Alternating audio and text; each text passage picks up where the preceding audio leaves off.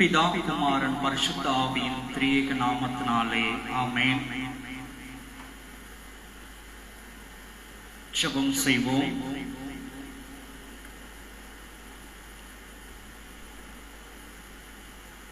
எல்லா துதிக்கும் பாத்திரராயிருக்கிற தூயாதி தூயவரே,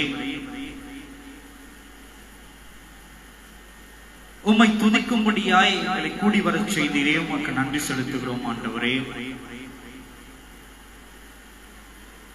இதோ இந்த நேரத்திலும் கர்த்தாவே, உம்முடைய வார்த்தைகளை கேட்கும்படியாய் நாங்கள் காத்திருக்கிறோம்.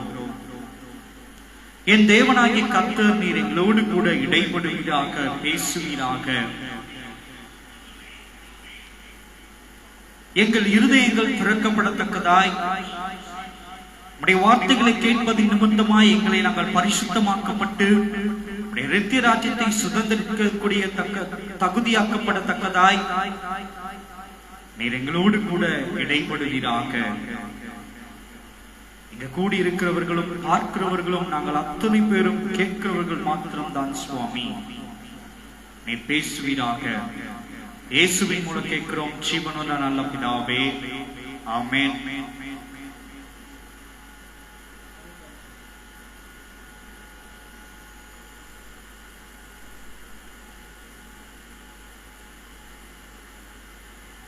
ஆண்டவரும் உலக ரட்சகருமாகிய இயேசு கிறிஸ்துவின் இனிதான நாமத்தினாலே கர்த்தருடைய வார்த்தைகளை இந்த நேரத்திலே கேட்கும்படியாய் வந்திருக்கிறதான அன்பு தெய்வ பிள்ளைகள் யாவருக்கும் இயேசு கிறிஸ்துவின் இனிதான நாமத்தினாலே என்னுடைய வாழ்த்துக்களை நான் உங்களுக்கு தெரிவித்துக் கொள்கிறவனாய் காணப்படுகிறேன். கர்த்தர் உங்களை ஆசீர்வதிப்பாராக. இம்மட்டுமாய் இந்த நேரத்திலே நேரலையிலே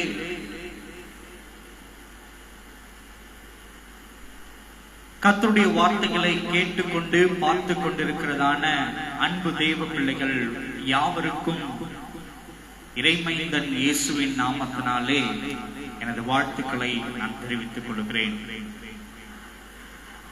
கர்த்தர் உங்களையும் ஆசீர்வதிப்பாராக. கிறிஸ்துவுக்குள் அருமையான தேவனுடைய ஜனமே, 2025 வருடம் கடைசி மாதத்துக்குள்ளாய் நாம் பிரவேசித்திருக்கிறோம். இந்த கடைசி மாதமாகிய, இந்த வருடத்தின் கடைசி மாதமாகிய டிசம்பர் மாதம் வந்துவிட்டாலே கிறிஸ்துவர்களுக்கு, கிறிஸ்துவை பின்பற்றுகிறவர்களுக்கு அனைவருக்குமே ஒரு மகிழ்ச்சியின் மாதமாக காணப்படும். ஏனென்றால் கிறிஸ்துவின் பிறப்பை அநேகரோடு கூட நற்செய்தியாய் பகிர்ந்து கொள்வது, கிறிஸ்துவனுடைய அன்பை பகிர்ந்து கொள்வதிலும் இந்த விழாவை இந்த டிசம்பர் 1ஆம் தேதி முதற்கொண்டே துவக்கப்பட்டு கிறிஸ்துவனுடைய பிறந்த நாள் அந்த 25ஆம் நாள் கொண்டாடுகிற நாள் வரைக்கும் ஒவ்வொரு நாளும் ஒவ்வொரு மகிழ்ச்சிக்குள்ளாய் கிறிஸ்தவர்களாகிய நாம் கொண்டாடி கொண்டிருக்கிறவர்களாய் காணப்படுகிறோம். அன்புக்குரிய தேவ ஜனமே, இன்றைய நாளில் கூட கிறிஸ்துவனுடைய பிறப்பை குறித்ததான ஒரு வேத பகுதியிலிருந்து நாம் இன்றைக்கு தியானிக்கலாம் என்று ஆசைப்படுகிறவனாய் காணப்படுகிறேன்.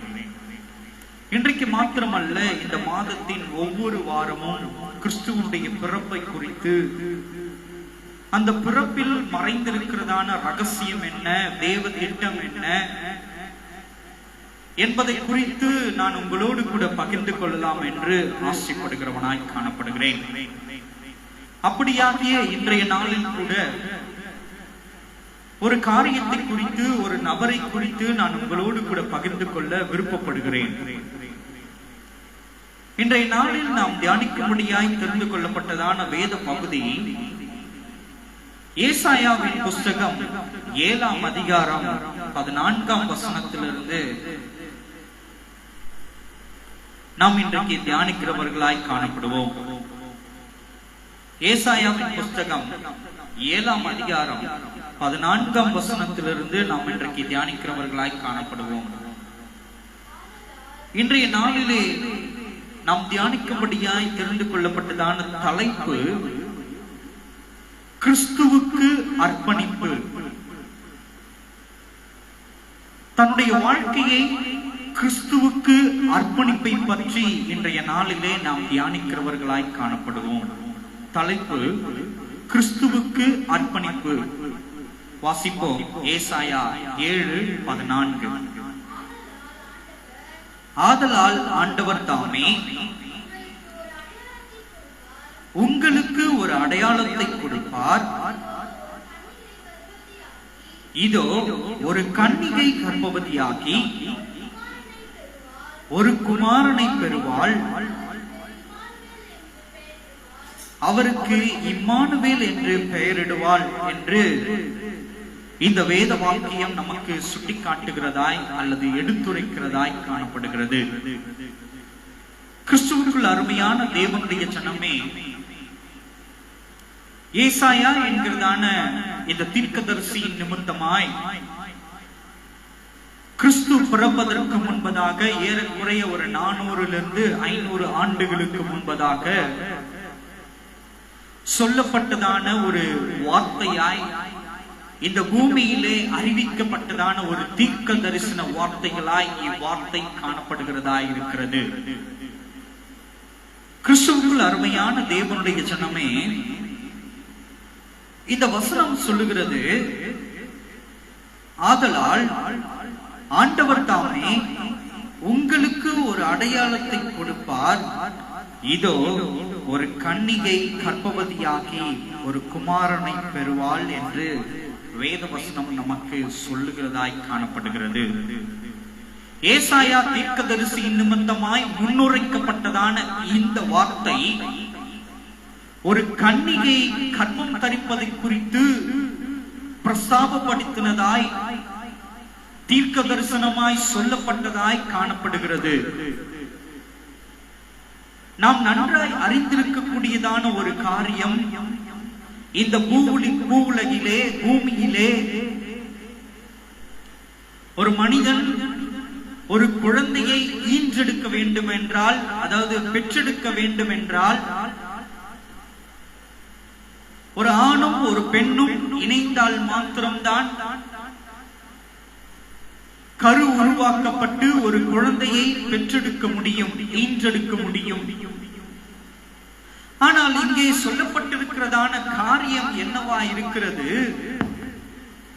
இந்த பூமியின் கோட்பாட்டுக்கு மாறாக இங்கு சொல்லப்படுகிறதான விஷயமா இருக்கிறது.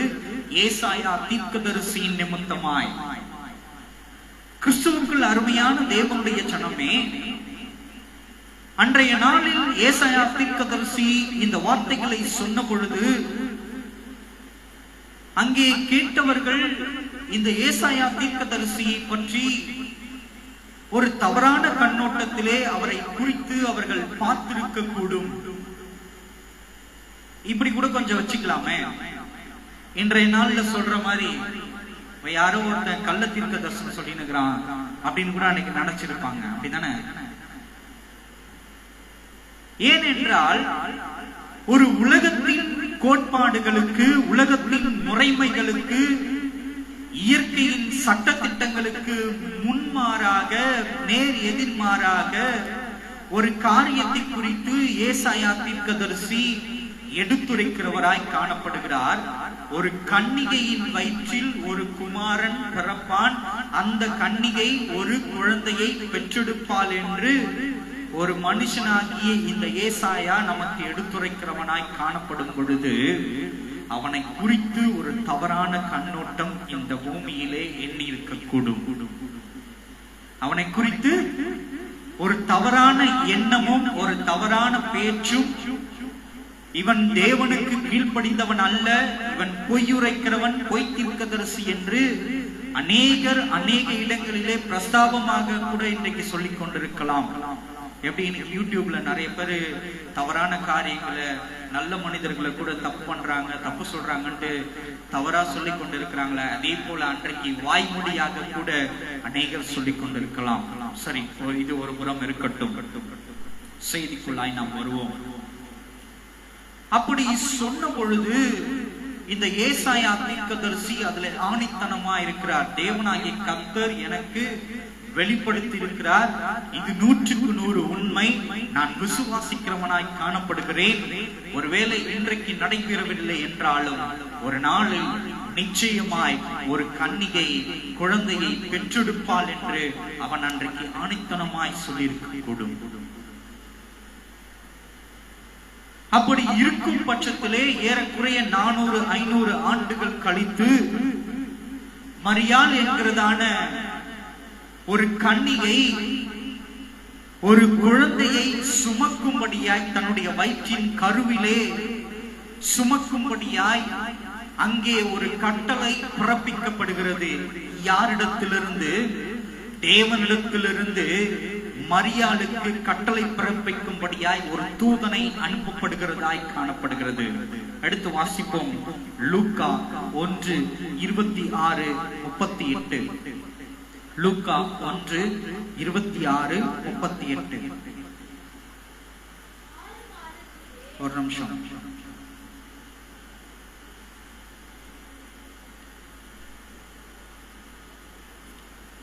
படிங்க. 26-38 கரெக்டா படிக்கணும். 6ஆம் மாதத்திலே காபிரியேல் என்னும் தூதன் கலிலேயாவில் உள்ள நாசரேத் என்னும் ஊரில் தாவீதின் வம்சத்தானாகிய யோசேப்பு என்கிற நாமமுள்ள புருஷனுக்கு நியமிக்கப்பட்டிருந்த ஒரு கன்னிகையினிடத்திற்கு தேவனாலே அனுப்பப்பட்டான். அந்த கன்னிகையின் பெயர் மரியாள். அவள் இருந்த வீட்டில் தேவதூதன் பிரவேசித்து, கிருபை பெற்றவளே வாழ்க, கர்த்தர் உன்னுடனே இருக்கிறார், ஸ்திரீகளுக்குள்ளே நீ ஆசீர்வதிக்கப்பட்டவள் என்றான். அவளோ அவனை கண்டு அவன் வார்த்தையினால் கலங்கி, இந்த வாழ்த்துதல் எப்படிப்பட்டதோ என்று சிந்தித்துக் கொண்டிருந்தாள். தேவதூதன் அவளை நோக்கி, மரியாளே பயப்படாதே, நீ தேவனிடத்தில் கிருபை பெற்றாய். இதோ நீ ஒரு கர்ப்பவதியாகி ஒரு குமாரனை பெறுவாய், அவருக்கு இயேசு என்று பெயரிடுவாயாக. அவர் பெரியவராய் இருப்பார், உன்னதமானவருடைய குமாரன் எனப்படுவார். கர்த்தராகிய தேவன் அவருடைய பிதாவாகிய தாவீதின் சிங்காசனத்தை அவருக்கு கொடுப்பார். அவர் யாக்கோபின் குடும்பத்தாரை என்றென்றைக்கும் அரசாளுவார். அவருடைய ராஜ்யத்துக்கு முடிவிராது என்றான். அதற்கு மரியாள் தேவதூதனை நோக்கி, இது எப்படியாகும்? புருஷனை அறியேனே என்றாள். தேவதூதன் அவளுக்கு பிரதியுத்தரமாக, பரிசுத்த ஆவி உன்மேல் வரும், உன்னதமானவருடைய பலம் உன்மேல் நிழலிடும், ஆதலால் உன்னிடத்தில் பிறக்கும் பரிசுத்தம் உள்ளது தேவனுடைய குமாரன் எனப்படும். இதோ உனக்கு இனத்தமாய் இருக்கிற எலிசபெத்தும் தன் முதிர் வயதிலே ஒரு புத்திரனை கர்ப்பம் தரித்திருக்கிறாள். மலடி எனப்பட்ட அவளுக்கு இது 6ஆம் மாதம், தேவனாலே கூடாத காரியம் ஒன்றுமில்லை என்றான். அதற்கு மரியாள், இதோ நான் ஆண்டவருக்கு அடிமை, உம்முடைய வார்த்தையின்படி எனக்கு ஆக கடவது என்றாள். அப்பொழுது தேவதூதன் அவ்விடத்திலிருந்து போய்விட்டான். கிறிஸ்துவுக்குள் அருமையான தேவனுடைய ஜனமே, இங்கே சொல்லப்பட்டிருக்கிற காரியம் என்னவாய் காணப்படுகிறது? லூக்கா எழுதின சுவிசேஷகர் இவ்விதமாக இங்கு பதிவு செய்கிறவராய் காணப்படுகிறார். அவர் சொல்லுகிறார், 6ஆம் மாதத்திலே காபிரியேல் என்னும் தேவதூதன் கலிலேயாவில் உள்ள நாசரேத் என்னும் ஊரில் தாவீதின் வம்சத்தானாகிய யோசேப்பு என்கிற நாமமுள்ள புருஷனுக்கு நியமிக்கப்பட்டிருந்த ஒரு கன்னிகையினிடத்திற்கு தேவனாலே அனுப்பப்பட்டான். அந்த கன்னிகையின் பெயர் மரியாள் என்று இங்கே பதிவு செய்யப்பட்டிருக்கிறது. கிறிஸ்துவுக்குள் அருமையான தேவனுடைய ஜனமே, இங்க கவனிக்கணும். இந்த மரியாள் என்கிறதான ஒரு கன்னிகை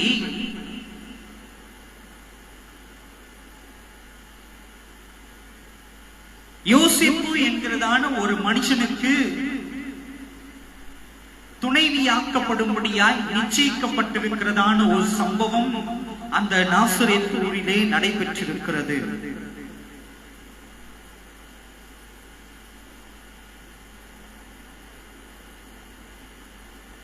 அந்த நாசரேத் ஊரிலே நடைபெற்றிருக்கிறது.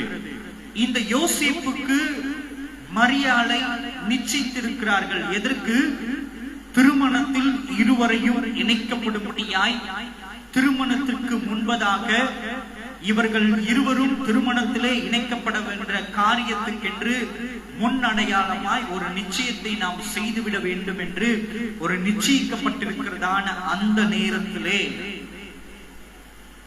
நடைபெறுகிறதான ஒரு காரியம் தேவனாலே தேவ திட்டத்தை நிறைவேற்றும்படியாய் ஒரு தூதனை, காபிரியல் என்கிறதான ஒரு தூதனை பூமிக்கு அனுப்பப்பட்டு பூமியில் இருக்கிற மரியாளிடத்திலே அந்த தூதன் தேவ திட்டத்தை எடுத்துரைக்கும்படியாய் ஒரு சம்பவம் நடைபெறுகிறது.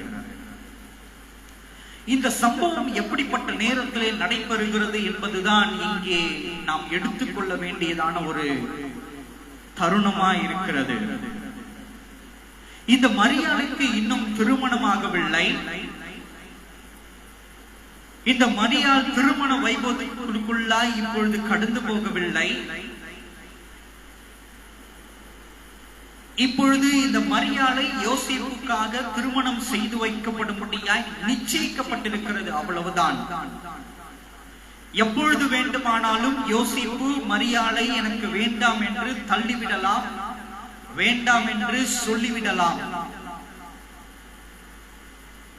இப்படிப்பட்டதான இந்த சந்தர்ப்ப சூழ்நிலையிலே ஒரு தேவதூதன் வந்து மரியாதைக்கு முன்பதாய் நின்று, கிருபை பெற்றவளே, நீ கர்த்தருக்குள் ஆசீர்வதிக்கப்பட்டவள், இந்த பூமியில் இருக்கிறதான எல்லா பெண்களை காட்டிலும் நீ ஆசீர்வதிக்கப்பட்டிருக்கிறபடியினாலே நீ ஒரு பிள்ளையை பெற்றெடுக்க வேண்டியது தேவ திட்டமாய் இருக்கிறது. அந்த பிள்ளையை பெற்றெடுப்பதற்காக உன்னை நீ அர்ப்பணிக்க வேண்டியது இந்த நேரத்திலே தேவ சித்தமாய் இருக்கிறது என்பதை குறித்து தேவ திட்டத்தை இந்த மரியாளிடத்திலே அந்த தேவதூதன், காபிரியல் என்கிறதான தேவதூதன் சொல்லும் பொழுது மரியாள் தன் இருதயத்திற்குள்ளே அவள் யோசிக்கிறவளாய் காணப்படுகிறாள். நன்றாய் கவனிக்க வேண்டும். இந்த தேவதூதன் இந்த மரியாளை பார்த்து சொல்லுகிறான், நீ ஒரு குழந்தையை இப்பொழுது சுமக்க வேண்டும். இந்த குழந்தையை நீ சுமந்து அதை பெற்றெடுத்து இந்த பூமிக்காக அர்ப்பணிக்க வேண்டும். இந்த பூமியில் உள்ள மனிதர்களின் மீட்புக்காக நீ அர்ப்பணிக்க வேண்டும் என்கிறதான சொன்ன மாத்திரத்திலே தன் இருதயத்திலே மரியாள் சிந்திக்கிறவளாய் காணப்படுகிறாள். இது எப்படியாக கூடும்? அவள் சிந்தித்தது மட்டும் அல்லாமல் தேவதூதனிடத்திலும் அந்த கேள்வியை அவள் கேட்கிறவளாய் காணப்படுகிறாள். இது எப்படியாக கூடும்? நான் புருஷனை அறியேனே, எனக்கு இன்னும் திருமணமாகலையே. நீங்கள் சொல்வது இந்த பூமியின் கோட்பாடுக்கு மாறாக ஒரு விஷயமா இருக்கிறது. இந்த பூமியின் கோட்பாட்டுகளுக்கு அல்லது திட்டங்களுக்கு மாறான ஒரு காரியமா இருக்கிறது. எப்படி நான் புருஷனை அறியாமல் ஒரு குழந்தையை நான் பெற்றெடுக்க முடியும் என்று இந்த தேவதூதனிடத்திலே இந்த மரியாள் கேட்ட பொழுது அந்த தேவதூதன் சொல்லுகிறான், தேவ ஆவி உன்மேல் நிழலிடும், தூய ஆவியானவர் உன்மேல் நிழலிடுவார். அந்த தூய ஆவியானவருடைய நிழலிடத்தின் நிமித்தமாய் உன் வயிற்றில் கரு உற்பவிக்கப்பட்டு நீ அந்த குழந்தையை சுமப்பாய் என்று தேவதூதன் மரியாளிடத்திலே சொல்லுகிறவனாய் காணப்படுகிறான். கிறிஸ்துவுக்குள் அருமையான தேவனுடைய ஜனமே, இந்த மரியாளிடத்திலே இந்த காரியங்களை குறித்து தேவதூதன் சொல்லும் பொழுது மரியாள் தன்னுடைய சரீரத்தையும் தன் இருதயத்தையும் தேவ திட்டத்துக்கென்று அர்ப்பணிக்கிறவளாய் காணப்படுகிறார். நடக்கிற சம்பவம் என்ன? உலகத்தின் கோட்பாடுகளுக்கு மாறானது. ஒரு கணவனை அறியாமல், ஒரு புருஷனை அறியாமல், இணைந்தில்லாமல் தேவ ஆவியின் நிமித்தமாய், தேவ ஆவியானவர் நிழலிட்டதின் நிமித்தமாய் ஒரு குழந்தை பிறக்க போகிறது. அதற்காக பரலோகம் உன்னை தேர்ந்தெடுக்கப்பட்டிருக்கிறது. கவனிக்கணுங்க. இந்த தேர்ந்தெடுக்கப்பட்டதான நீ உன்னை அர்ப்பணிக்கும் பொழுது தேவ திட்டத்திற்குள்ளாய் நீ பிரவேசிக்க செய்வாய் என்று அங்கே தேவதூதனால் எடுத்துரைக்கப்படும் பொழுது மரியாள் தன்னை அர்ப்பணிக்கிறவளாய் காணப்படுகிறாள். கொஞ்சம் யோசிச்சு பாருங்களேன். இப்படிப்பட்ட ஒரு காரியத்துக்கு ஒரு புருஷனை அறியாமலேயே ஒரு குழந்தையை பெற்றெடுக்க வேண்டும் என்று சொன்ன பொழுது எந்த ஒரு பெண் தன்னை அர்ப்பணிக்க கூடும் என்று நீங்கள் யோசித்து பாருங்கள். நாம் வெறுமனே இந்த வார்த்தைகளை வாசித்து விட்டு ஒவ்வொரு வருடமும் கிறிஸ்துவனுடைய பிறப்பின் நன்னாளிலே கடந்து போகிறவர்களாய் காணப்படுகிறோம். இந்த வார்த்தைகளை நாம் வாசித்து கிறிஸ்து பிறந்தார், கிறிஸ்துவனுடைய பிறப்பின் நற்செய்தி அறிவிக்கிறோம். கிறிஸ்து இந்த பூமிக்காக ரட்சிக்கப்படும்படியாய், இந்த பூமியில் உள்ள மனிதர்களை ரட்சிக்கப்படும்படியாய் பிறந்தார் என்று கிறிஸ்துவனுடைய பிறப்பை குறித்து நாம் பார்த்துவிட்டு கடந்து போகிறோமே தவிர, இந்த பிறப்பிற்கு முன்பதாக நடைபெற்றதான சம்பவங்களை குறித்து இன்றளவிலே கிறிஸ்தவர்களாகி நாம் யாரும் தியானிப்பதே கிடையாது.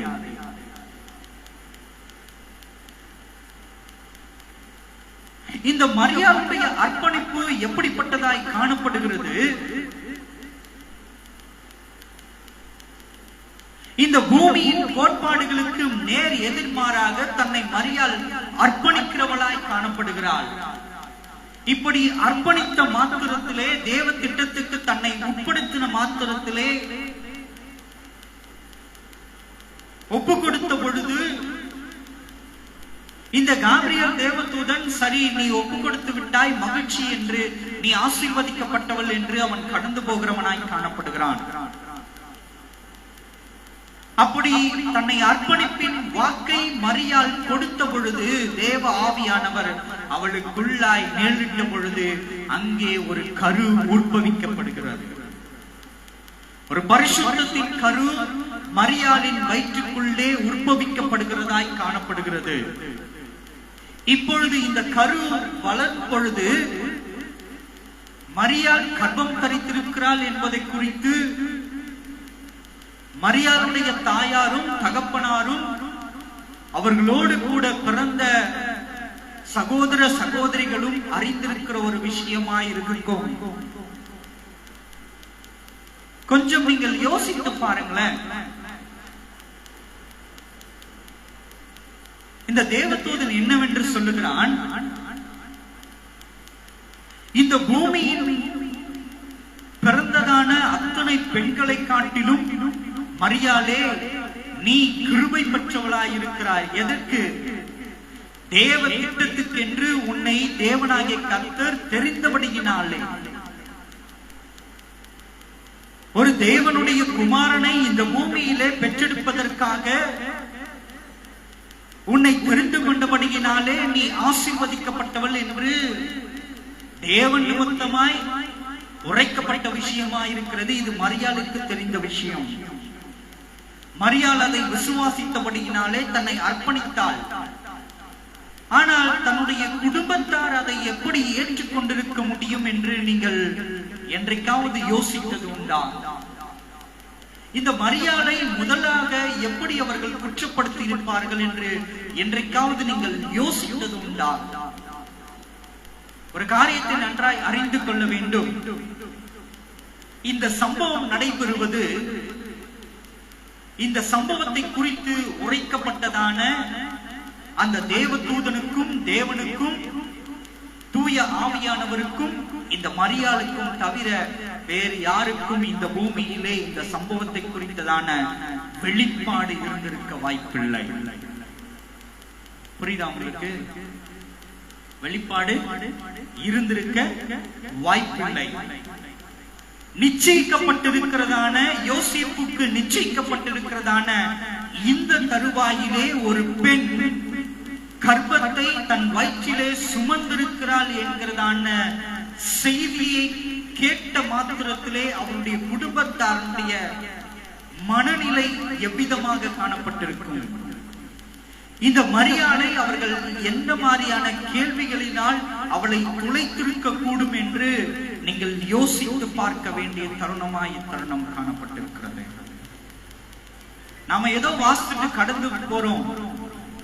மரியாள் ஒரு தேவகுமாரனை ஒரு தூய ஆவியானுடைய வழிநடத்துதல் நிமித்தமாய் ஒரு குழந்தையை சுமந்து பெற்றெடுத்து இந்த பூமியின் மீட்புக்காக அர்ப்பணித்தாள் என்று வாசித்து விட்டு கடந்து போகிறோம். ஆனால் இந்த மரியாளுடைய பின்புலத்திலே இங்கே அறிவிக்கப்படாத ஒரு காரியம், இந்த மரியாள் அந்த கருவை சுமக்க ஆரம்பித்த நாள் முதற்கொண்டு அவளுடைய காதுகளிலே விழுந்த வார்த்தைகள் எப்படிப்பட்ட வார்த்தையாய் இருந்திருக்கும் என்பதை குறித்து நீங்கள் யோசித்து பார்க்க வேண்டும்.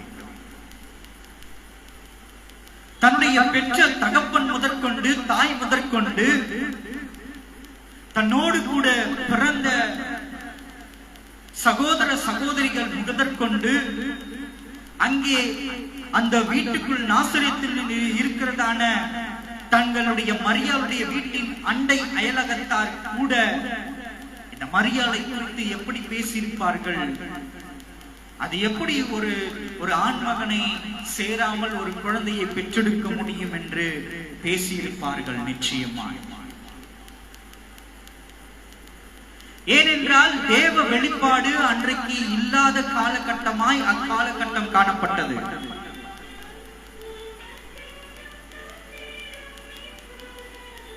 அப்படி இருக்கும் தருவாயிலே தேவனுக்காக எவ்வளவு இந்த மரியாள் ஒரு உபத்திரவத்தையும் வேதனைகளையும் தன் இருதயத்திலே சுமந்து கொண்டு தன் வயிற்றிலே அந்த கருவை வளர்த்தெடுக்கிறவளாய் காணப்பட்டிருப்பாள்.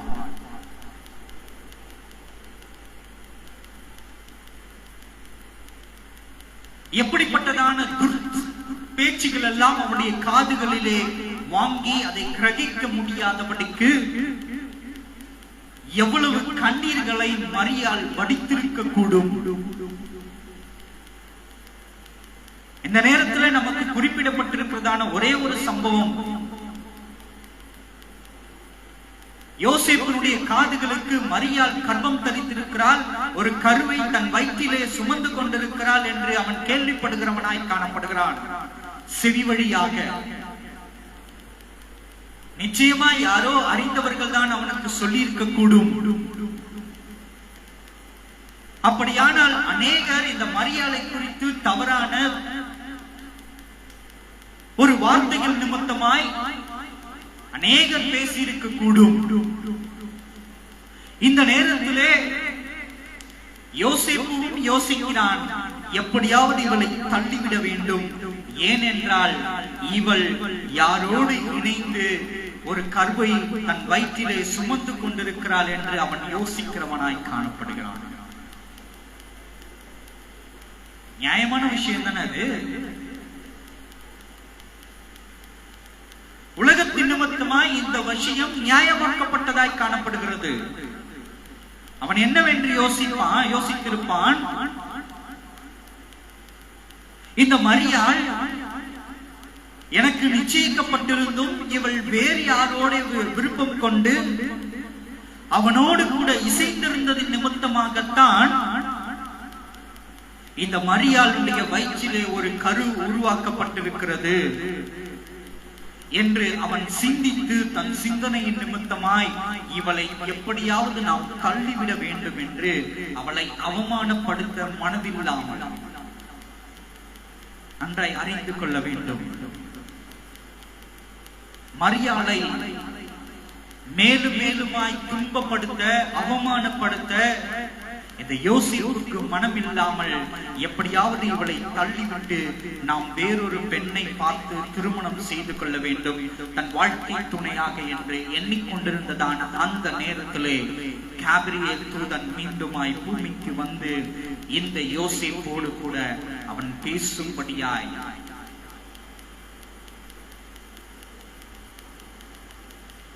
அவனுக்கு ஒரு சொப்பனம் தோன்ற பண்ணப்படுகிறது.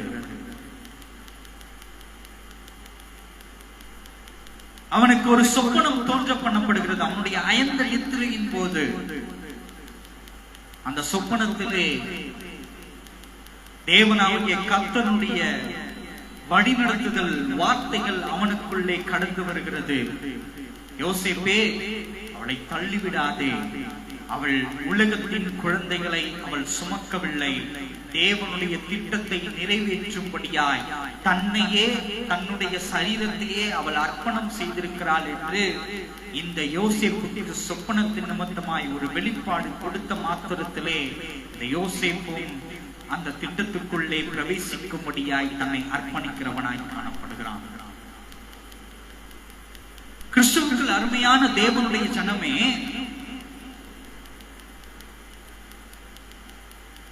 மரியாளுடைய வாழ்க்கையிலே இந்த இயேசு கிறிஸ்துவுடைய கருவை சுமக்கும் நாள் முதற்கொண்டு அந்த குழந்தையை பெற்றெடுக்கிற வரைக்கும் எவ்வளவோ அவமானங்களையும் உபத்திரவங்களையும் அவள் கடந்து வர வேண்டியதா இருந்தாள்.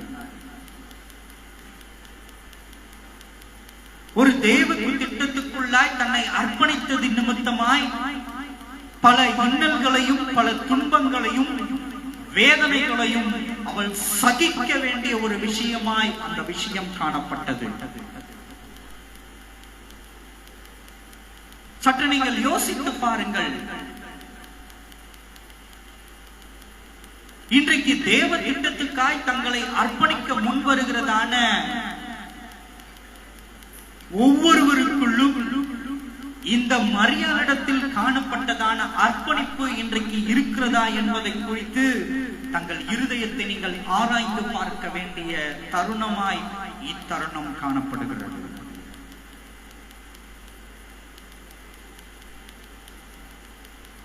மரியாதை போன்று தேவ திட்டத்துக்கு அர்ப்பணிக்க வேண்டும் என்று ஒவ்வொருக்கும் விருப்பம் கொண்டிருக்கிறோம், இல்லை என்று நான் சொல்லவில்லை. ஆனால் மரியாளிடத்தில் காணப்பட்டதான அந்த முழுமையின் அர்ப்பணிப்பு இன்றைக்கு இருக்கிறதான தேவ பிள்ளைகளிடத்திலே இருக்கிறதா என்று நாம் பார்ப்போமானால் இல்லை என்றுதான் சொல்ல முடியும். காரணம் என்ன? நாம் உலகத்தின் மீது ஆசை கொண்டிருப்பதன் நிமித்தமாய், நாம் ஒற்ற வேஷம் தரித்துக் கொண்டிருப்பதன் நிமித்தமாய், உலகத்தை நாம் நேசிக்கிறது நிமித்தமாய் முழுமையாக தேவ திட்டத்துக்கென்று நம்மை அர்ப்பணிக்க முடியாத நிலை இன்றைய கிறிஸ்தவத்தில் காணப்பட்டுக் கொண்டிருக்கிறது.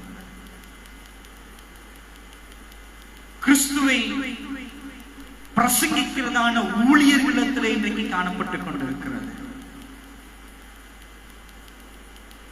தேவன் எதிர்பார்க்கிறதான எதிர்பார்ப்பு எவ்விதமாய் இருக்கிறது? கிறிஸ்துவுக்கு அர்ப்பணிக்கப்பட வேண்டியதான அர்ப்பணிப்பு எவ்விதமாய் இருக்கப்பட வேண்டும் என்று தேவனாகிய கர்த்தர் நம்மிடத்திலே எதிர்பார்க்கிறவராய் காணப்படுகிறார். முழுவதுமாக எவ்வளவு உபத்திரவங்கள் வந்தாலும், எவ்வளவு பாடுகள் நேரிட்டாலும், எவ்வளவு அழுகையின் கண்ணீருக்குள்ளாய் நாம் பிரவேசித்துக் கொண்டிருந்தாலும் அந்த ஒரு தடுமாற்றத்திலும் நாம் நிலைத்திருக்க வேண்டியதை குறித்து தேவனாகிய கர்த்தர் நம்மிடத்திலே எதிர்பார்க்கிறவராய் காணப்படுகிறார். கொஞ்சம் இப்படி யோசிச்சு பாருங்களேன். மரியாள் அர்ப்பணித்து விட்டாள்.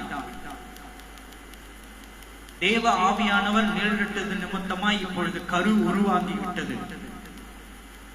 பேச்செல்லாம் தாறுமாறா வந்துட்டு இருக்குது. பூமியில இருந்து சுத்தி இருக்கிறவங்க எல்லாம் கண்டபடி பேசுறாங்க. இப்ப மரியாள் கொஞ்சம் யோசிச்சு, ஐயோ இந்த குழந்தைய நான் சுமந்து பெத்தெடுக்கிறத காட்டிலும் இந்த பேச்சு நான் கேட்காம இருக்கிறது எனக்கு நல்லா இருக்கும்னு சொல்லிட்டு அந்த குழந்தையை எப்படியாவது கலைத்து விடலாம் என்று யோசித்திருப்பாளானால் என்ன நடந்திருக்க கூடும்? யோசிச்சு பாருங்க கொஞ்சம். இன்றைய காலகட்டத்தில் ஒரு பெண் தவறாக நடப்பது, தவறாய் போவது ஒரு பெரியமான விஷயமாய் அல்ல. ஆனால் மரியாள் வாழ்ந்ததான அந்த காலகட்டத்திலே ஒரு பெண் தவறாக போயிருந்தான். ஆனால் எப்படிப்பட்டதான துர்வார்த்தைகள் அவள் காதுபட அண்டை அயலகத்தாரும் உற்றார் உறவினர்களும் பேசியிருக்க கூடும். இப்படிப்பட்டதான வார்த்தைகளை எல்லாவற்றையும் கேட்டுக்கொண்டு தன்னுடைய இருதயத்தை கடினமாக்கி,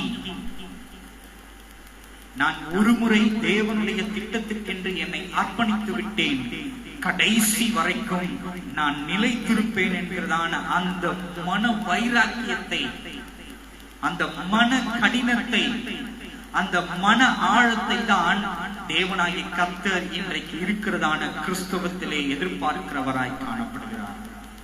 அல்லேலூயா, அல்லேலூயா. கிறிஸ்துவுக்குள் அருமையான தேவனுடைய ஜனமே, வசனம் சொல்லுகிறது அல்லவா, கிருபை பெற்றவளே, இந்த பூமியில் பிறந்ததான அத்தனை பெண் குலத்துக்கு காட்டிலும் நீ கிருபை பெற்றவளாய் இருக்கிறாய், ஆசீர்வதிக்கப்பட்டவளாய் இருக்கிறாய். எப்படி நீ ஆசீர்வதிக்கப்பட்டவளாய்? அவள் அர்ப்பணித்தாள். தேவ திட்டத்துக்கு அவள் நிலைத்திருப்பாள் என்கிறதான நம்பிக்கை தேவனுக்கும் பரலோகத்துக்கும் வந்ததின் நிமித்தமாக மரியாளை அங்க என்ன பண்றாங்க? தேவ திட்டத்துக்கு என்று நியமிக்கிறவர்களாய் காணப்படுகிறார்கள். கிறிஸ்துவுக்குள் அருமையான தேவனுடைய ஜனமே, இன்றைக்கு பரலோகம் தேவ திட்டத்துக்காய் உன்னை நியமிக்குமா என்று உன் இருதயத்தினை ஆராய்ந்து பார். நாம் சொல்லிக் கொண்டிருக்கிறோம், ஆண்டவராகிய இயேசு கிறிஸ்து வரப்போகிறார், நான் அவரை ஏற்றுக்கொண்டது நிமித்தமாக, ஞானஸ்நானம் எடுத்தது நிமித்தமாக, திருவிருந்தில் என்னை கையளித்துக் கொண்டது நிமித்தமாக என்னை அவரோடு கூட அழைத்துக் கொண்டு போகிறார் என்று நாம் நினைத்துக் கொண்டிருக்கிறோம். இப்படி நினைத்திருக்கிறதான இந்த நேரத்திலே தேவனாகிய கர்த்தர் உங்களிடத்திலே எதிர்பார்க்கிறவராய் காணப்படுகிறார். பரலோகத்தின் திட்டத்துக்கு உங்களை முழுமையாக அர்ப்பணிக்க முடியுமா என்று. ஒவ்வொருவரை குறித்தும் பரலோகம் ஒரு திட்டத்தை வைத்திருக்கிறது, இந்த பூமியிலே செயல்படுத்தப்பட வேண்டும் என்று. இந்த பூமியில் பிறந்ததான ஒவ்வொரு மனிதனை குறித்தும் பரலோகம் ஒரு திட்டத்தை வைத்திருக்கிறதாய் காணப்படுகிறது. அந்த திட்டத்துக்காய் நாம் அர்ப்பணிக்கிறவர்களாய் காணப்படுகிறோமா? யோசித்து பாருங்கள். ஒருவேளை தேவ திட்டத்தை அறிந்து கொண்டும் தேவன் என்னை அழைத்திருக்கிறார் என்று முன்வந்து அர்ப்பணிக்கிறதான அநேகர் முழுமையாக அர்ப்பணிக்கிறார்களா என்று பார்ப்போமானால் இல்லை என்றுதான் சொல்ல வேண்டும். ஏனென்றால் உலகத்தின் பாடுகளை அவர்களால் சகிக்க விருப்பமில்லாத நிமித்தமாக, உலகத்தில் தோன்ற பண்ணுகிறதான, உலகத்திலிருந்து தொனிக்க பண்ணுகிறதான அந்த வார்த்தையின் அவமானங்களை அவர்களால் சகிக்க முடியாத இருக்கிறதின் மனப்பக்குவத்தின் நிமித்தமாக முழுமையாய் தேவ திட்டத்துக்கென்று தங்களை அர்ப்பணிக்க முடியாமல் ஒத்த வேஷம் தரித்தவர்களாய், உலகத்தை நேசிக்கிறவர்களாய் இன்றைக்கு காணப்பட்டுக் கொண்டிருக்கிறார்கள். தன்னுடைய வாழ்க்கையை தேவனுக்கென்று அர்ப்பணித்தேன் என்று சொல்லுகிறவர்கள். ஐயா, தேவனுடைய எதிர்பார்ப்பு மரியாளிடத்திலே காணப்பட்டது. தேவனுடைய எதிர்பார்ப்பு உன்னிடத்திலே இன்றைக்கு காணப்பட்டுக் கொண்டிருக்கிறது.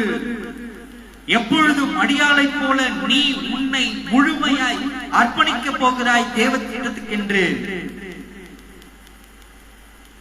ஒவ்வொரு நாளும் நீ காலம் தாழ்த்தி கொண்டே போகிறாய். நாளைக்கு, நாளை மறுநாள், நாளைக்கு, நாளை மறுநாள் என்று ஒவ்வொரு நாளும் நீ காலம் தாழ்த்தி கொண்டே இருப்பாயானால் நாட்கள் சமீபமாய் காணப்படுகிறது அல்லவா? அவருடைய வருகை நாட்கள் எப்பொழுதையா நீ ஆதாயப்படுத்த போகிறாய்? உன்னை குறித்து வருகையிலே அவர் உன்னை குறித்து வைத்திருக்கிறதான தேவ திட்டத்தை எப்பொழுது நீ முடித்தவனாய் தேவனுக்கு கணக்கு ஒப்புவிக்க போகிறாய்? யோசித்து பார்.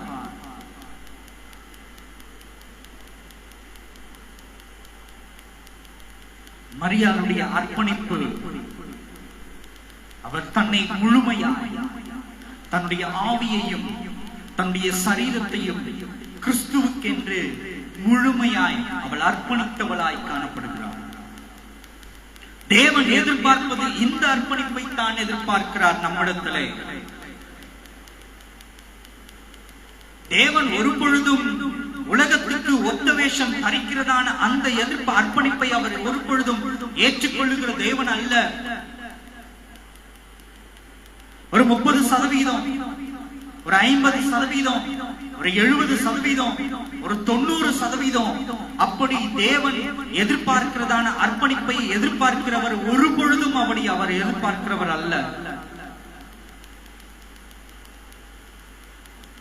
வசனம் சொல்லுகிறது, கரை திரை அற்றவர்களாய் 100% தேவன் எதிர்பார்க்கிறார் என்று.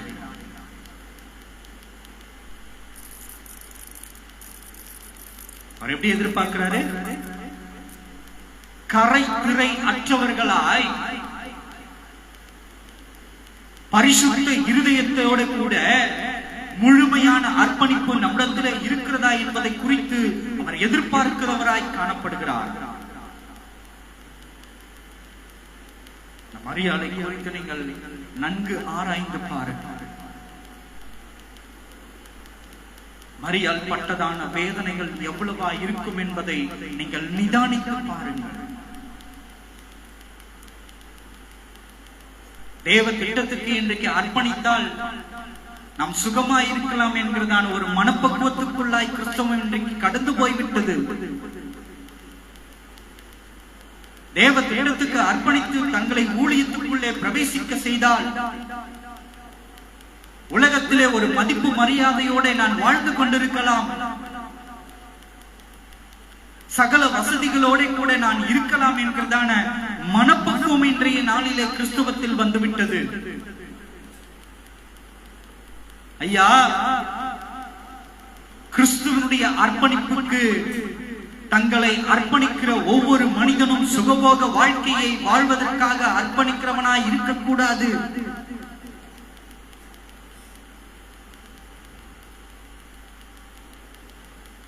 கிறிஸ்தவம் என்பது சுகபோக வாழ்க்கையை வாழ்வது அல்ல. கிறிஸ்தவம் என்பது உபத்திரவத்தின் வழியாய், குறுகின பாதையின் வழியாய் கடந்து போவது.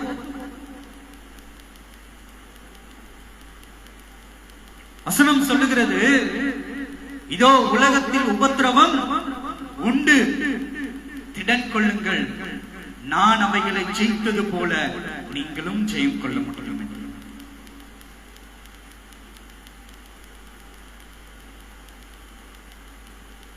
இந்த உலகத்தை நாம் ஜெயிக்க வேண்டுமானால் தேவ அர்ப்பணிப்பு, கிறிஸ்துவுக்கு நம்மை அர்ப்பணிக்கிறதான அர்ப்பணிப்பு 100% இருக்க வேண்டியதா இருக்கிறது. இன்றைய நாளில் இருக்கிறதான உபதேசம் எப்படிப்பட்டதான மாற்றத்துக்குள்ளாய் பிரவேசித்திருக்கிறது.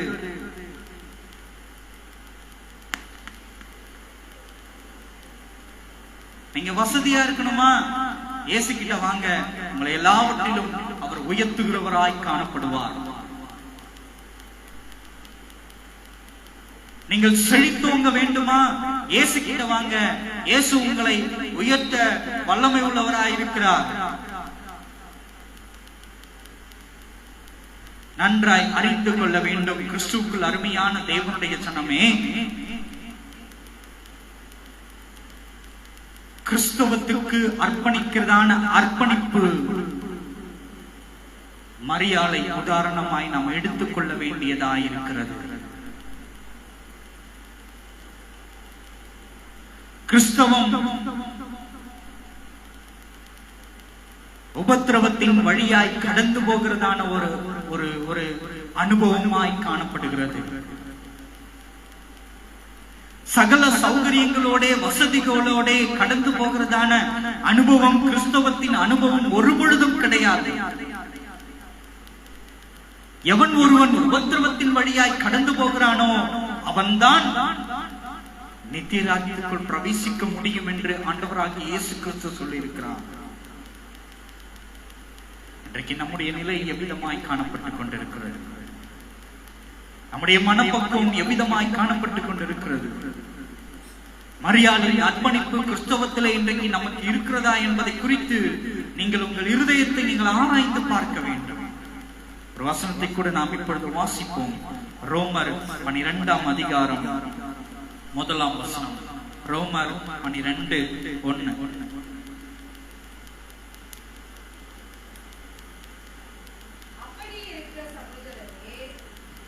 அப்படி இருக்க சகோதரரே,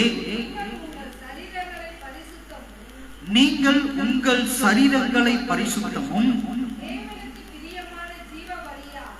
தேவனுக்கு பிரியமான ஜீவ பலியாக ஒப்பு கொடுக்க வேண்டும் என்று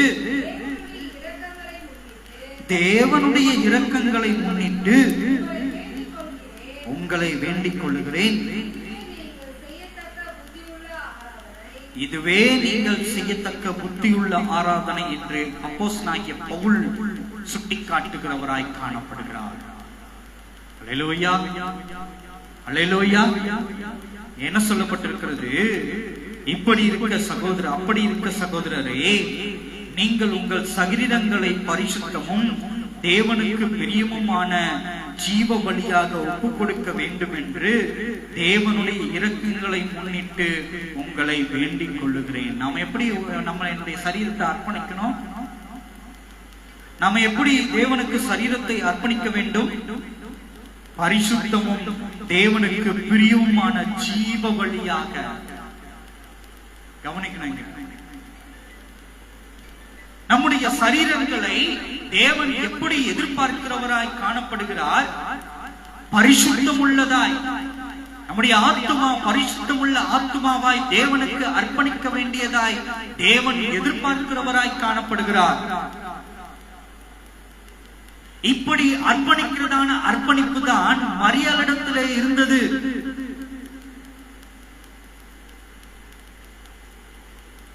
இந்த பரிசுத்தத்தின் அர்ப்பணிப்பு மரியாளிடத்திலே இருந்தபடியினால்தான் பரலோகம் மரியாளை தெரிந்து கொண்டது. தேவ திட்டத்துக்கென்று தன்னுடைய சரீரத்தை தூய பலியாய் மரியாள் அர்ப்பணித்ததை தேவன் அங்கீகரித்தவராய் அங்கே மரியாளை தேவனாகிய கர்த்தர் தேவ திட்டத்துக்கென்று தன் குமாரனை பெற்றெடுக்கும்படியாய் மரியாளை தெரிந்தெடுத்துக் கொள்ளுகிறவராய் காணப்படுகிறார். அல்லேலூயா, அல்லேலூயா. இந்த தேவன் எதிர்பார்க்கிறதான பரிசுத்தமும் தேவனுக்கு எதிர்பார்க்கிறதான பிரியமும் நம்மிடத்திலே காணப்படுகிறதா என்பதை குறித்து உங்கள் இருதயத்தை நீங்கள் ஆராய்ந்து பாருங்கள்.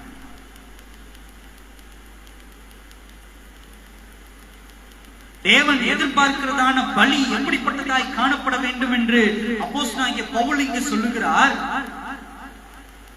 பரிசுத்தம் உலகத்திற்கு ஒத்த வேஷம் தரிப்பதை குறித்து இங்கே அப்போஸ்தலனாகிய பவுல் சொல்லவில்லை. பரிசுத்தம் 100% பரிசுத்தத்தை குறித்து அப்போஸ்தலனாகிய பவுல் திட்டமும் தெளிவுமாய் நமக்கு எடுத்துரைக்கிறவராய் காணப்படுகிறார். அவர் 30% பரிசுத்தமாய் இருந்தால் போதும் தேவன் ஏற்றுக்கொள்ளுவார் என்று சொல்லவில்லை. 50% பரிசுத்தமாய் இருந்தால் போதும் தேவன் ஏற்றுக்கொள்ளுவார் என்று சொல்லவில்லை. 90% பரிசுத்தமாய் இருந்தால் போதும் தேவன் ஏற்றுக்கொள்ளுவார், அங்கீகரித்து விடுவார் என்று சொல்லவில்லை. பரிசுத்தமும் தேவ பிரியனும் இருந்தால் மாத்திரம்தான் தேவன் தூய பலியாய் நம்மை ஏற்றுக்கொள்ளுவார் என்று இங்கே அப்போஸ்தலனாகிய பவுல் திட்டமும் தெளிவுமாய் நமக்கு எடுத்துரைக்கிறவராய் காணப்படுகிறார். இந்த பரிசுத்தமும் தேவ பிரியமும் மரியாளிடத்திலே இருந்தபடியினால் தான் பரலோகம் தேவ திட்டத்துக்கென்று மரியாளை நியமித்தது. ஆகவேதான் காபிரியல் தூதன் சொல்லுகிறான், கிருபை பெற்றவளே, ஸ்திரீகளுக்குள்ளே நீ எப்படிப்பட்டவள்? ஆசீர்வதிக்கப்பட்டவள் என்று. இந்த ஆசீர்வாதத்தின் வார்த்தைகளை தான் நாம் பெற்றுக் கொள்ளுகிறவர்களாய் காணப்பட வேண்டும். இப்பிரபஞ்சத்துக்குரிய ஆசீர்வாதங்கள் அல்ல, இப்பிரபஞ்சத்துக்குரியதான ஆசீர்வாதங்களை நாம் கேட்டு பெற்றுக் கொள்வோமானால் அந்த ஆசீர்வாதங்கள் அத்தனையும் இப்பிரபஞ்சத்திலேயே அழிந்து போகிற ஒரு விஷயமாய் காணப்படுகிறது. இன்னைக்கு நிறைய உபதேசம் சொல்றாங்க, இயேசுவிடத்துல வீடு கேளு தருவார், இயேசுவிடத்திலே வேலை கேளு தருவார், இயேசுவிடத்திலே கார் கேளு தருவார், இயேசுவிடத்திலே சுகபோக வாழ்க்கையை கேளு தருவார். நீ எதை கேட்கிறாயோ தருவார், இல்லை என்று சொல்லவில்லை. நீ கேட்பது எது என்பதை நீ நிதானித்து அறிந்து கேட்க வேண்டும். இப்பிரபஞ்சத்தை குறித்து நீ கேட்பாயானால் அவைகள் கொடுக்கப்படும். அந்த ஆசீர்வாதங்கள் அத்தனையும் இப்பிரபஞ்சத்திலேயே முடித்து போகிற ஒரு விஷயமாய் காணப்படும். இதை கடந்து ஒரு பொழுதும் பரலோகத்திற்குள்ளே நம்மை அது கொண்டு போகாது. வேறு எதையா கொண்டு போகும்? மரியாள் பெற்றதான அந்த ஆசீர்வாதம் நம்மை பரலோகத்திற்குள் கொண்டு போகும். கிருபை பெற்றவளே, எந்த கிருபை பெற்றவளே? பரலோகத்தின் தேவனுடைய கிருபை பெற்றவளே. இந்த வார்த்தை நமக்கு இன்றைக்கு வேண்டிய ஒரு வார்த்தையாய் காணப்படுகிறது. தேவனாகிய கர்த்தர் நம்மை குறித்து சொல்லுகிற வார்த்தையாய் இந்த வார்த்தை நமக்கு வேண்டப்பட்டதாய் இருக்கிறது. கிருபை பெற்றவளே, கிருபை பெற்றவனே என்று தேவனாகிய கர்த்தர் எப்படி மரியாள பார்த்து சொன்னாரோ அதே போல இன்றைக்கு நம்மை பார்த்தும் தேவனாகிய கர்த்தர் கிருபை பெற்றவளே, கிருபை பெற்றவனே என்று சொல்ல வேண்டியது அதிக நிச்சயமா இருக்கிறது அல்லவா? இதுதான ஐயா உண்மையான கிறிஸ்தவத்தினுடைய வழியை பின்பற்றுவது.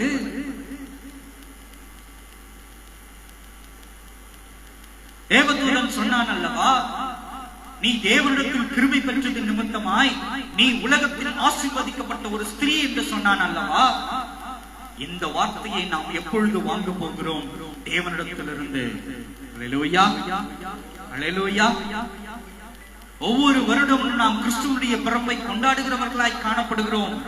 இல்லை என்று சொல்லவில்லை, மறுக்கவும் இல்லை நான். ஆனால் என்றைக்காவது எந்த வருடமாவது தேவ திட்டத்துக்கு என்று 100% என்னை நான் அர்ப்பணிக்கிறேன் என்கிறதான அர்ப்பணிப்பு நம்மிடத்திலே காணப்பட்டிருக்கிறதா? இல்லையே. பிறகு எப்படி நாம் சொல்ல முடியும் நான் ரட்சிக்கப்பட்டவன், நான் தேவ திட்டத்துக்கு என்று என்னுடைய அர்ப்பணிப்பை நான் அர்ப்பணித்திருக்கிறவன் என்று நம்மால் எப்படி தைரியமாக சொல்ல முடியும்?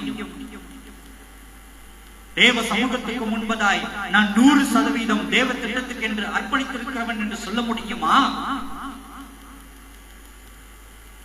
வேதத்தை நீங்கள் வாசித்து பாருங்கள். எத்தனை தேவனுக்கு தங்களை அர்ப்பணித்த மனிதர்களுடைய உபத்திரவங்கள் எப்படிப்பட்டதா இருந்தது என்று இந்த வேத வாக்கியம் நமக்கு எடுத்துரைக்கிறதாய் காணப்படுகிறது.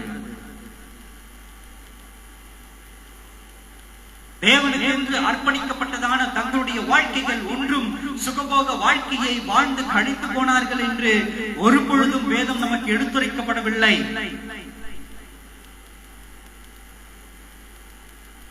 கிறிஸ்தவ ஜீவியம் என்பது கிறிஸ்துவுக்கு அர்ப்பணிக்கிறதான அர்ப்பணிப்பு என்பது அது உபத்திரவத்தின் வழியாய் கடந்து போவது.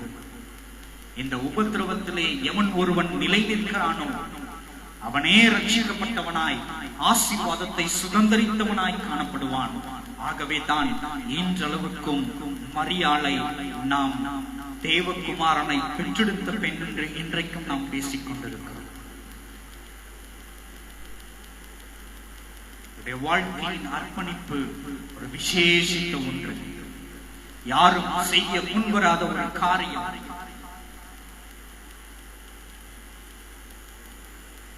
தன்னுடைய ஆவிக்குரியதிலும் சரி, தன்னுடைய சரீரத்திலேயும் சரி, மரியாளுடைய அர்ப்பணிப்பு ஒரு விசேஷித்தமான அர்ப்பணிப்பாய் காணப்படுகிறது.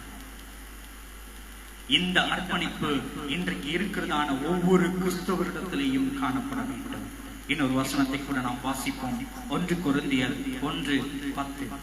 1 கொரிந்தியர் 1:10.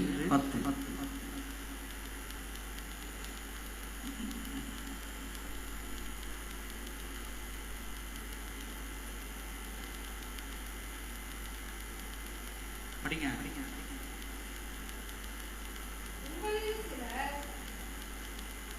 கொரிந்தியர் 1. சகோதரரே, நீங்கள் எல்லோரும் ஒரே காரியத்தை பேசவும் பிரிவினைகள் இல்லாமல் ஏக மனதும் ஏக யோசனையும் உள்ளவர்களாய் சீர்பொருந்திருக்கவும் வேண்டுமென்று நம்முடைய கர்த்தராகிய இயேசு கிறிஸ்துவின் நாமத்தினாலே உங்களுக்கு புத்தி சொல்லுகிறேன் என்று அப்போஸ்தலனாகிய பவுல் கொரிந்தியருக்கு எழுதப்படும் பொழுது நமக்கு எடுத்துரைக்கிறவராய் காணப்படுகிறார்.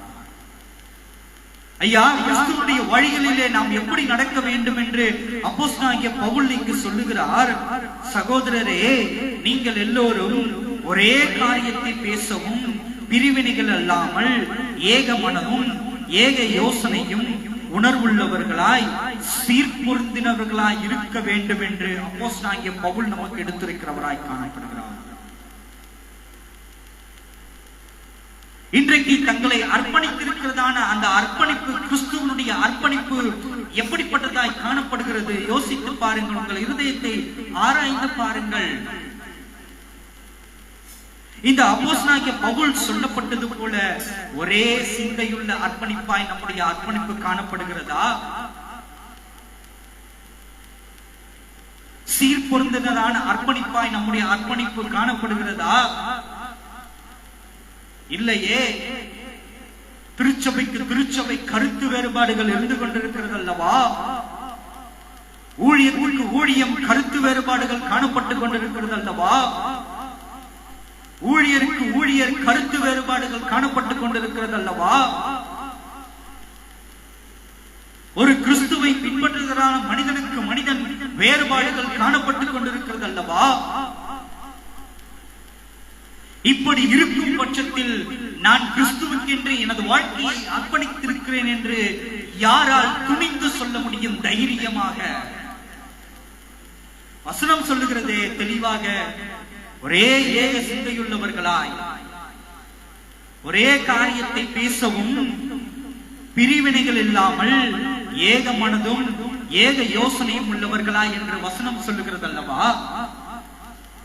எந்த திருச்சபையில் ஐயா ஒரே வார்த்தைகளை நாம் இன்றைக்கு பேசிக் கொண்டிருக்கிறோம்? எந்த கிறிஸ்தவத்தினுடைய வழிகளிலே நாம் ஒரே வார்த்தையை பேசிக் கொண்டிருக்கிறோம்? ஒரே சிந்தையுடையவர்களாய் ஒரே இருதய மனப்பக்குவம் உடையவர்களாய் இன்றைக்கு நம்மில் எத்தனை பேர் ஐயா காணப்பட்டுக் கொண்டிருக்கிறோம்? ஊழியத்துக்கு ஊழியம் கருத்து வேறுபாடுகள். நான் கிறிஸ்துவத்துக்கு அர்ப்பணித்திருக்கிறேன் என்று சொல்லவர்களுக்கிட்டே கருத்து வேறுபாடுகள். நான் தான் மேல இருக்கணும், எவனும் மேல வந்திருக்கிறார் என்றதான எண்ணம், ஏற்றத்தாழ்வின் எண்ணம். இவன் மேல வந்துட்டா நான் கீழே போயிடுவேனே என்கிறதான எண்ணம். இவன் எப்படி வளர்ந்து வரலாம் என்ன காட்டிலன்றதான எண்ணம். இப்படிப்பட்ட எண்ணத்தோட கூட உங்கள் அர்ப்பணிப்பு எங்கே? இப்படிப்பட்ட எண்ணம் உங்களுக்குள் இருக்குமானால், உங்கள் இருதயத்துக்குள் இருக்குமானால், மரியாள் அர்ப்பணித்ததான அர்ப்பணிப்பு இல்லை என்று தானே சொல்ல வேண்டும். வசனம் அதுதானே இங்கே சொல்லப்பட்டிருக்கிறது. ஒரே ஏக சிந்தையுள்ளவர்களாய், ஒரே ஏக பேச்சு பேசுகிறவர்களாய், ஒரே ஏக மனப்பக்குவம் உள்ளவர்களாய் காணப்பட வேண்டும் அல்லவா வசனம் சொல்லுகிறது. இவைகள் அத்தனையும் நம்மிடத்திலே இல்லையே. அப்படி இருக்க நம்மால் எப்படி சொல்ல முடியும், நான் கிறிஸ்துவுக்கு என்று என்னை அர்ப்பணித்திருக்கிறேன் என்று எப்படி நம்மால் சொல்ல முடியும்? ஒரு காரியத்தை நன்றாய் அறிந்து கொள்ள வேண்டும். என்றைக்கு கிறிஸ்துவத்தில் கருத்து வேறுபாடுகள் ஒழியப்பட்டு ஒரே ஏக சிந்தையாய், ஒரே ஏக மனதுடையவர்களாய் கிறிஸ்துவை பின்பற்ற வேண்டும் என்று பிரவேசித்து நடந்து போகிறார்களோ, அன்றைக்கு தான் நிச்சயமாக ஒரு எழுப்புதல் இந்த தேசத்திலே காணப்படும் என்று தேவனுக்கு முன்பதாய் நிற்கிறதான நான் எடுத்திருக்கிறவனாய் காணப்படுகிறேன்.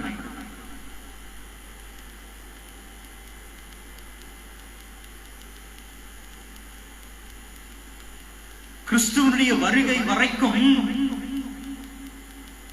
கிறிஸ்துவை பின்பற்றுகிறவர்களுக்கு ஒரே வார்த்தை,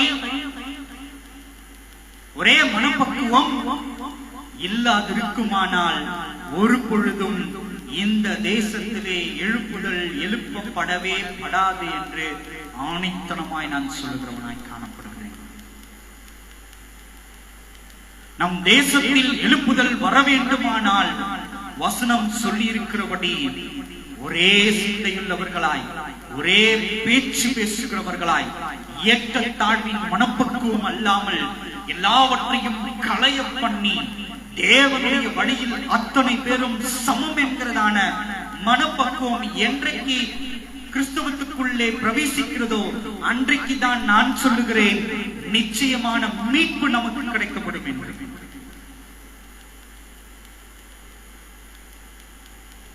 இப்படிப்பட்ட ஒரே ஏக சிந்தையையும் ஒரே பேச்சையும் தான் தேவன் 100% அங்கீகரிக்கிறவராய் காணப்படுகிறார். மரியாளிடத்திலேயும் யோசேப்பிடத்திலேயும் ஒரே ஏக சிந்தை காணப்பட்டதையா.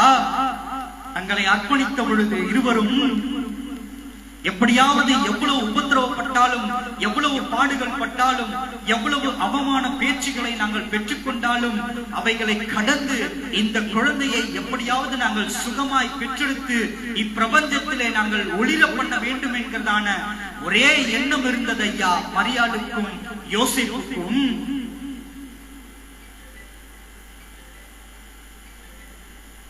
குழந்தையை பெற்ற மாத்திரத்திலேயே ஏரோது கொலை செய்ய வேண்டும் என்று வகை தேடுகிறவனாய் காணப்படுகிறான்.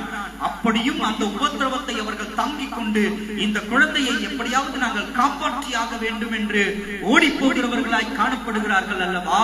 ஒரே சிந்தையுள்ளவர்களாய், ஒரே மனப்பக்குவம் அடைந்தவர்களாய். இந்த மனப்பக்குவம் ஏன் இன்றைக்கு இருக்கிறதான கிறிஸ்துவத்தில் இல்லை?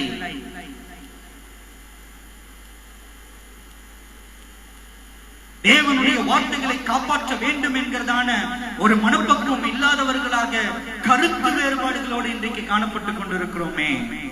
நான் உயர்ந்தவன், அவன் தாழ்ந்தவன் என்கிறதான கருத்து வேறுபாடுகள்.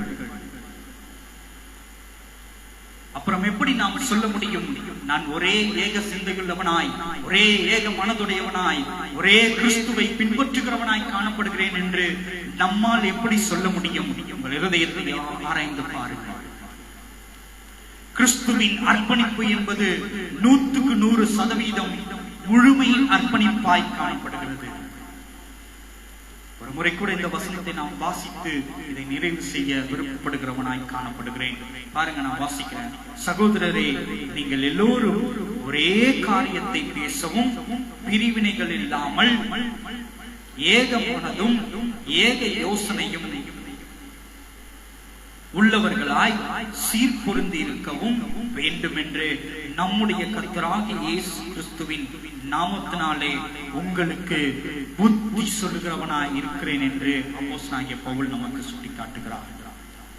கிறிஸ்துவுக்குள் அருமையான தேவனுடைய ஜனமே, உடைய கிறிஸ்துவினுடைய அர்ப்பணிப்பு, உடைய வாழ்க்கையில் நீங்கள் அர்ப்பணித்ததான கிறிஸ்துவின் அர்ப்பணிப்பு தேவன் ஏற்றுக்கொள்வது, தேவன் எதிர்பார்ப்பது ஏதோ ஒரு 30% இருந்தால் ஏற்றுக்கொள்வார் என்று அல்ல, 50% இருந்தால் ஏற்றுக்கொள்வார் என்பது அல்ல, 90% இருந்தால் ஏற்றுக்கொள்வார் என்பது அல்ல. மரியாளிடத்தில் அன்றைக்கு காணப்பட்டதான அந்த அர்ப்பணிப்பு நம்மிடத்தில் இன்றைக்கு காணப்பட வேண்டியதா இருக்கிறது. யோசேப்பினிடத்திலே அன்றைக்கு காணப்பட்டதான அந்த அர்ப்பணிப்பு நம்மிடத்திலே காணப்பட வேண்டியதா இருக்கிறது. மரியாளிடத்திலேயும் யோசேப்பினிடத்திலேயும் காணப்பட்டதான அந்த ஐக்கியம் நம்மிடத்திலே இன்றைக்கு காணப்பட வேண்டியது அதிக நிச்சயமா இருக்கிறது. மரியாளிடத்திலேயும் யோசேப்பினிடத்திலேயும் இருந்ததான அந்த ஒரே மனப்பக்குவத்தின் பேச்சு, செயல் அத்தனையும் இன்றைய நாளில் இருக்கிறதான ஊழியர்களிடத்திலேயும் கிறிஸ்துவ மனிதர்களிடத்திலேயும் அதிகமாய் காணப்பட வேண்டியது நிச்சயமாக்கப்பட்ட ஒன்றாய் காணப்பட வேண்டும். நம்மை முழுமையாய் அர்ப்பணிப்போமா? யார் யாரெல்லாம் தங்களை முழுமையாய் 100% அர்ப்பணிக்கிறார்களோ, ஒரே ஏக சிந்தையாய், ஒரே ஏக பேச்சாய், ஒரே தேவ திட்டத்துக்கு தங்களை அர்ப்பணிக்கிறார்களோ, அவர்கள் மாத்திரம்தான் தேவனுடைய 2ஆம் வருகைகளிலே பங்கேற்கக்கூடியவர்களாய், தேவனோடு கிறிஸ்துவோடு கூட 2ஆம் வருகையிலே பங்கேற்கக்கூடியவர்களாய், கிறிஸ்துவோடு கூட இணைக்கப்பட்டு கடந்து போய் நித்தியத்துக்குள் பிரவேசித்து தேவனை தரிசிக்கக்கூடியவர்களாய் இருப்பார்கள் என்று என்னால் சொல்லிக் கொள்கிறவனாய் காணப்படுவேன். ஜெபம் செய்வோமா? சர்வ லோகத்தின் ராஜாவே, உமக்கு முன்பதாக எங்களை நாங்கள் அர்ப்பணிக்கிறோம் சுவாமி. அப்பா, இதனால் வரைக்கும் தகப்பனே, மரியாளிடத்திலே காணப்பட்டதான அந்த அர்ப்பணிப்பு எங்களிடத்திலே இல்லாத நிலை கிறிஸ்துவத்தில் காணப்பட்டுக் கொண்டிருக்கிறது ஐயா. யோசேப்பினிடத்திலே காணப்பட்டதான அந்த மனப்பக்குவம் எங்களிடத்திலே இல்லாமல் இருக்கிறது ஆண்டவரே. ஐயா, கிறிஸ்துவத்திலே கருத்து வேறுபாடுகள் அநேகமாய் காணப்பட்டுக் கொண்டிருக்கிறது சுவாமி. அதி சீக்கிரத்திலே கருத்து வேறுபாடுகள் அத்தனையும் களையப்பட வேண்டியதாயிருக்கிறது ஆண்டவரே. ஒரே ஏக மனதுடையவர்களாய், ஒரே ஏக சிந்தையுடையவர்களாய், ஒரே ஏக சிந்தையிலே தங்களை அர்ப்பணிக்கிறவர்களாய் தகப்பனே, உமக்கு அர்ப்பணிக்க நீர் அவர்களை தெரிந்து கொள்ளுவீராக. அப்படிப்பட்ட மனப்பக்குவத்தை அவர்களுக்கு தருவீராக சுவாமி. கருத்தில் எங்களை முற்றிலுமாய் தாழ்த்துகிறோம். தேவன் தாமே எங்களை வழி நடத்தி நித்தியத்துக்குள் சேர்க்க கிறிஸ்துவானவரை எங்களோடு கூட இணைக்கப்படுவீராக. நீரே எங்களை காத்துக் கொள்ளுங்க, பலப்படுத்துங்க, வழி நடத்துங்க, ஆசீர்வதிங்க. இயேசுவின் மூலம் கேட்கிறோம் ஜீவனுள்ள நல்ல பிதாவே. ஆமென். ஆமென்.